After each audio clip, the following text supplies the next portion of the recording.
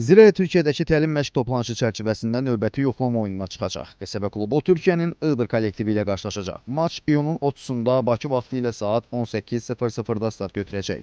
Qeyd edək ki, Qartallar buna kimi 2 yoldaşlıq görüşündə gücünü yoxlayıb. Qarabağa 3-4 udan Zirə növbəti sınaqda Özbəkistanın Novahor klubu ilə üzləşir. Təmsilçimiz bu maçda 1-3 məğlub olub. Qeyd edək ki, UEFA Konfrans Liqasında yarışacaq Rəşad Sadıqovun komandası 1-ci təsnifat mərhələsində Gürcüstanın Torpedo Kutaisi klubu ilə oynayacaq. Sumqayıtdakı Mehdi Hüseynzadə adına stadionda keçiriləcək ilk duel iyulun 8-i saat 20-də başlayacaq. Qəbələ heyətini Côte d'Ivoirlı sol cinah müdafiəçisi Koyan Mabea ilə gücləndirib. 27 yaşlı futbolçu ilə bir üstəgəl bir illik müqavilə imzalanıb. Qeyd edək ki, son olaraq Malta təmsilçisi Florianada çıxış edən futbolçu daha əvvəl Belçikanın Westerlo, Rumıniyanın Uta Arad, o cümlədən İsrailin Hapoel Hadera və Hapoel Rishon Lezion klublarının formasını geyinir. İmişli baş məşqçi Josh Kaşkilya ilə yollarını ayırır.